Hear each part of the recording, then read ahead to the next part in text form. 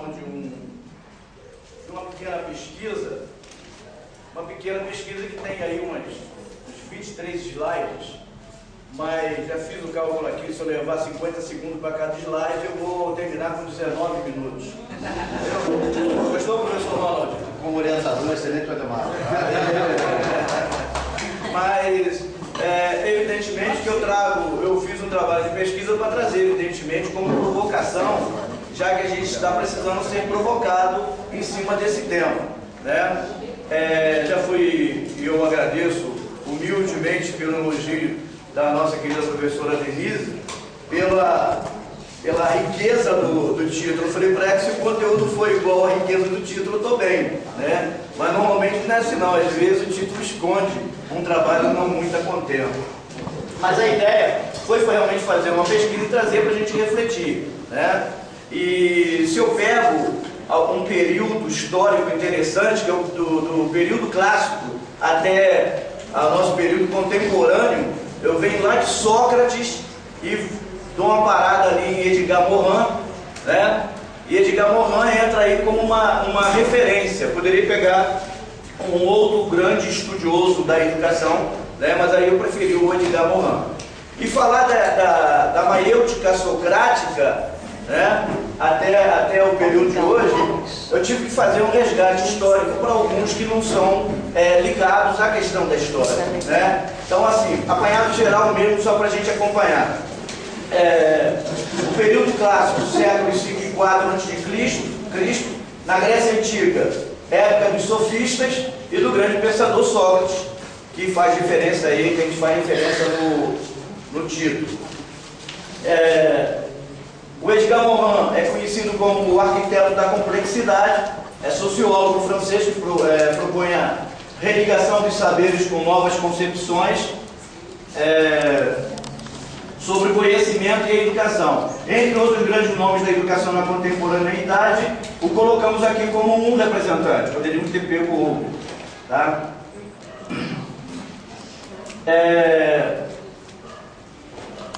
Embora existam muitas virtudes e de várias espécies, todas têm uma essência comum que faz delas virtudes.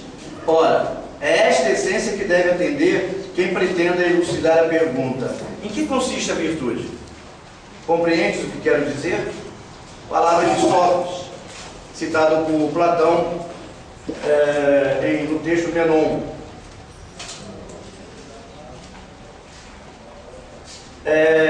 Sobre a maiêutica socrática, ocupa até hoje um lugar incontestável na reflexão filosófica sobre métodos de ensino, apesar de que quando foi construído ou criado por Sócrates, ele não tinha essa intenção de estar criando um método pedagógico, né, ou educativo, tá? Uma vez que responde ao paradoxo do conhecimento colocado pelos sofistas, onde é possível conhecermos algo do qual não sabemos nada. E aí a gente puxou uma referenciazinha. Uma das mais antigas formulações deste paradoxo pode ser encontrada no diálogo platônico Menon, escrito no século IV a.C., nas seguintes palavras de Sócrates: não é possível o homem procurar o que já sabe, nem o que não sabe, porque não necessita procurar aquilo que sabe, e quanto ao que não sabe, não podia procurá-lo, visto não saber sequer o que havia de procurar.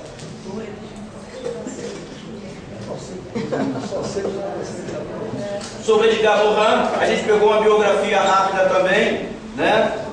Nascido em 8 de julho de 1921, hoje ele deve estar com mais ou menos 90 anos de idade. É sociólogo, antropólogo, historiador, geógrafo e filósofo, mas acima de tudo é um intelectual livre que nos propõe uma visão transdisciplinar do pensamento. Publicou em 77 o primeiro livro da série O Método, no qual inicia sua explanação sobre a teoria da complexidade.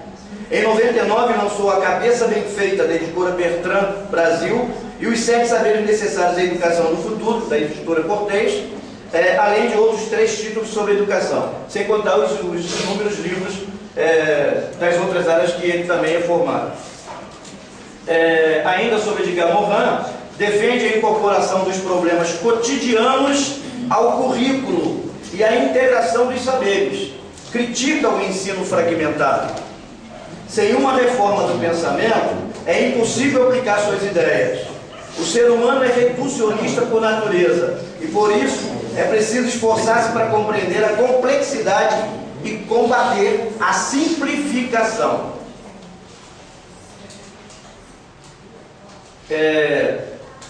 Avaliar, segundo Aurélio, é o ato de determinar a valia ou o valor, apreciar ou estimar o merecimento, calcular, estimar, computar, reconhecer a grandeza, a intensidade, a força, fazer apreciação, ajuizar.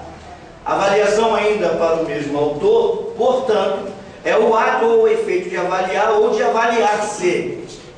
Apreciação, análise, valor determinado pelos avaliadores, diz ainda que a avaliação pode ser diagnóstica, geralmente é realizada inicialmente pelo educador para diagnosticar os pontos fracos e fortes do aluno na área do conhecimento em que se desenvolverá o processo de ensino-aprendizagem. O processo de ensino é um processo de construção de conhecimento e diagnosticar no início é como verificar se a fundação da casa está boa para iniciar a construção. Ou seja, se o aluno domina todos os pré-requisitos. Por exemplo, antes de ensinar as operações de multiplicação, é interessante saber se o aluno domina bem o processo de soma. Assim, o resultado da avaliação diagnóstica pode apontar uma necessidade de revisão de um assunto que servirá de base para os seguintes, que poderá ser trabalhado individualmente ou coletivamente. Então, essa é a avaliação diagnóstica, que deve estar sempre presente também, assim como a próxima que vem aí, que é a avaliação formativa. Então, ela está sempre agregada à avaliação formativa. A avaliação formativa, realizada durante todo o processo de ensino-aprendizagem, é melhor aproveitada quando o resultado, o feedback, é rapidamente fornecido para os alunos, permitindo que possam corrigir eventuais erros de interpretação do conteúdo ensinado. Em relação à avaliação somativa, é realizada no final de uma aula, um curso, um período. Serve para classificar se o aluno passou ou não.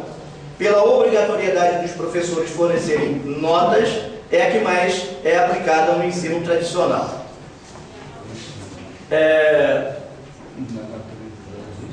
O ato de avaliar deve estar fundamentado nos seguintes pontos. Continuidade. A avaliação deve estar presente durante todo o processo e não somente em períodos específicos. Compatibilidade com os objetivos propostos.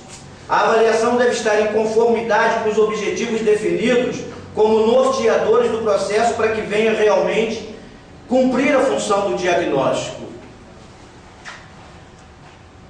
Em relação à amplitude, a avaliação deve estar presente em todas as perspectivas do processo, avaliando assim todos os comportamentos do domínio. Diversidade de formas. Para avaliar, deve-se utilizar as várias técnicas possíveis, visando também avaliar todos os comportamentos do domínio. E aí a gente vai ao encontro, e não de encontro, ao que a professora Heloísa colocou sobre a questão das questões, da formulação, da elaboração e por aí afora. Faz-se necessário procurar minimizar e ou romper com a avaliação somativa.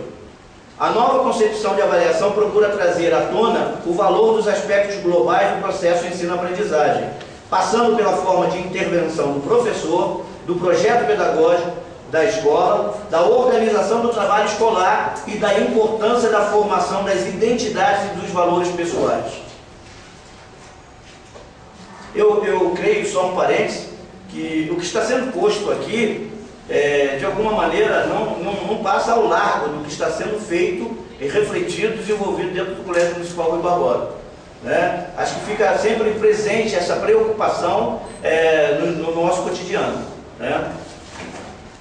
Mestre não é quem sempre ensina, mas que de repente aprende. Já que a professora Denise me fez um afago, estou fazendo um afago aqui, trazendo, assim como outros colegas da área de códigos e linguagem, Guimarães Rosa em Grande Sertão Veredas. O significado de aprender e ensinar. Ensinar não é transmitir dogmaticamente conhecimento, mas dirigir e incentivar com habilidade e método a atividade espontânea e criadora do educando. Nessas condições, o ensino compreende todas as operações e processos que favorecem e estimulam o curso vivo e dinâmico da aprendizagem. E alguns princípios relevantes para a construção de conhecimentos. A aprendizagem deve envolver o aluno, ter um significado com o seu contexto para que realmente aconteça. A aprendizagem é pessoal, pois envolve mudanças individuais. Objetivos reais devem ser estabelecidos para que a aprendizagem possa ser significativa para os alunos. Como a aprendizagem se faz num processo contínuo, ela precisa ser acompanhada de feedback, visando fornecer os dados para eventuais correções. E aqui cabe também mais um outro adendo, também colocado pela professora Heloísa, que nos fez buscar um pouquinho uma reflexão feita pelo professor Cipriano Carlos Lucchesi. E Heloísa levantou essa questão quando ele escreveu um texto do erro como fonte de castigo ao erro como fonte de virtude. Então, o erro escolar, não pode ser visto sempre como uma fonte de castigo. Acho que deveríamos reverter esse processo e fazer com que o aluno buscasse, dentro daquele erro, dentro daquele deslize que ele deu, o acerto. E aí deveríamos dar oportunidade para esse aluno.